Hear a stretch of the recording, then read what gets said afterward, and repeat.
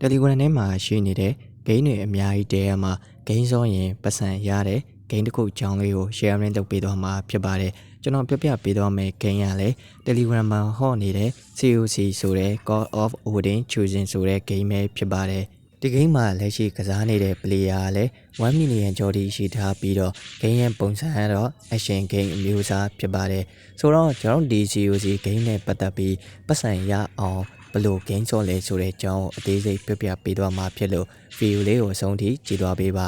COC game က Telegram game ဖြစ်တဲ့အတွက် Telegram ကောက်ရှိတဲ့ဘယ်သူမှဆိုဆော့လို့ရပါတယ် application တက်ထောင်းရတာတွေဘာတွေမရှိပါဘူး game လေးကိုတော့ video ရဲ့အောက်မှာဝင်ကြည့်လို့ရပါတယ်ဒါကတော့ COC game ရဲ့ပုံစံပဲဖြစ်ပါတယ်ဒီ game ဆော့ပုံဆော့နည်းကိုတော့ကျွန်တော်အသေးစိတ်မပြောပြတော့ပါဘူးဘာလို့လဲဆိုတော့ကျွန်တော်တို့ကဒီ game ကိုစ join လိုက်တဲ့ new player တွေဆိုသူကဆော့ပုံဆော့နည်း guideline လေးပြပါတယ်အဲ့ဒီကနေမှကျွန်တော်တို့ကအခုလိုမျိုးမြင်တွေ့နေရတဲ့အကွက်တွေအားလုံးပွင့်အောင်လုပ်ရမှာဖြစ်ပါတယ်ဒီထဲမှာဆိုရင် mission တွေရှိမယ်တက်တွေရှိမယ်ကျွန်တော် PVV ပတ်တယ်ဆိုင်ရတာတွေရှိမယ်ဒီကောင်းတွေအကုန်လုံးကိုပွင့်အောင် game ဆော့ပေးလိုက်ပါအဲ့လိုကွက်တွေပေါ်လာပြီးဆိုတော့မှဂိမ်းကနေပတ်စံစာရတာဖြစ်ပါတယ်ဘယ်ကနေရတာလဲဆိုတော့ဒီသင်းမောကနေရတာဖြစ်ပါတယ်ကျွန်တော်တို့ဂိမ်းစောတဲ့အခါကျရင်သင်းမောတစ်စီးလေးဝယ်ထားဖို့တော့လိုအပ်ပါမယ်သင်းမောဝယ်ဖို့အတွက်ဆိုရင်တော့ပန်းရောင်စိမ်းကိုအသုံးပြုပေးရပါလိမ့်မယ်သင်းမောတစ်စီးကိုပန်းရောင်စိမ်း3000ပေးရပါတယ်ပန်းရောင်စိမ်းဘယ်ကနေရနိုင်လဲဆိုတော့ဂိမ်းစောတာနဲ့ပန်းရောင်စိမ်း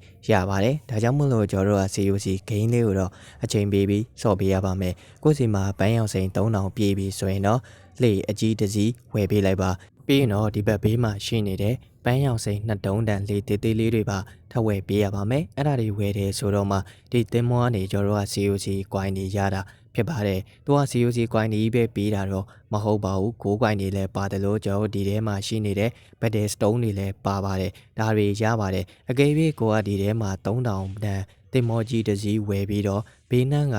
2တုံးတန်လေတေးသေးလေးတွေမဝယ်ဘူးဆိုရင်တော့ဒီဂိမ်းကနေဘာမှရမှာမဟုတ်ပါဘူးလေသေးဝယ်တဲ့အခါကျရင်လည်းကျွန်တော်တို့ diamond ကိုများများလေးသုံးပြီးဝယ်ကြပါဘာလို့လဲဆိုတော့ကျွန်တော်လေသေးတစ်စီးရဲ့ကြာချိန်ဟာ10မိနစ်ပဲရှိတာဖြစ်ပါတယ်ကျွန်တော်အဲ့10မိနစ်အတွင်းမှာကိုယ့်ရဲ့လေဟာ COC coin မရဘဲနဲ့9 coin ရတာမျိုးလည်းရှိပါတယ်ဒါကြောင့်မလို့ကိုကဒီလေဝယ်တဲ့အခါကျရင် diamond လေးများများထည့်ပြီးတော့24နာရီစာတို့10နာရီစာတို့ဝယ်ပြီးတော့ mining လုပ်ထားပါအဲ့လို mining လုပ်တယ်ဆိုရင်တော့ကျွန်တော်ဒီအပေါ်မှာ COC coin တွေကိုရပါမယ်ကျွန်တော်တော့ coin 4000ကျော်နေပါပြီဒီ COC coin တွေကိုပြန်ထုတ်လို့ရလားဆိုတော့ရပါတယ် COC game မှာကအခုလိုမျိုးဘတ်တယ်ဆိုင်တဲ့အခါကျရင်လည်း COC coin တွေရပါတယ်ဒီ COC coin တွေကိုတော့ crypto market ထဲမှာ listing လုပ်ထားတာတော့မတွေ့သေးပါဘူးဒါပေမဲ့တွန်း coin နဲ့ပြန်ပြီးတော့လဲလို့ရပါတယ်ဒီ COC coin ထုတ်တဲ့အခါကျရင်လည်းအနည်းဆုံး coin 1000ကနေစပြီးထုတ်လို့ရပါတယ် fee ကြေးကတော့သူကများပါတယ်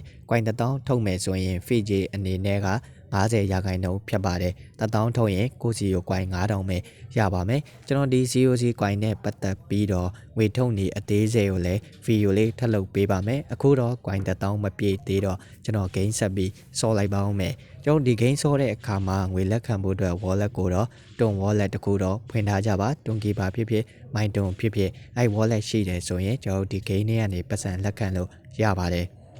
ဆိုတော့ကျွန်တော်ဒီ COC game နဲ့ပတ်သက်တဲ့အကြောင်းလေးကိုနားလည်မယ်လို့ထင်ပါတယ် game ကနေပတ်စံရဖို့အတွက်ဆိုရင်တော့ကျွန်တော်တို့မှာလှေရှိထားဖို့တော့လိုအပ်ပါမယ်လှေကြီးတစ်စီးရှိရမယ်ပြီးရင်ကျွန်တော်လှေသေးသေးလေးတွေဝယ်ပြီးတော့ mining လုပ်ထားပါမယ်ဒီနေရာမှာကိုယ်စီမှာလေအကြီးက2စီးရှိတယ်ဆိုရင် mining coin များများရပါတယ်3စီးရှိတယ်ဆိုရင် mining coin များများရပါတယ်ကိုယ်စီမှာရှိနေတဲ့လေအကြီးပေါ်မူတည်ပြီးတော့ mining coin ရတာတွေတော့မတူပါဘူး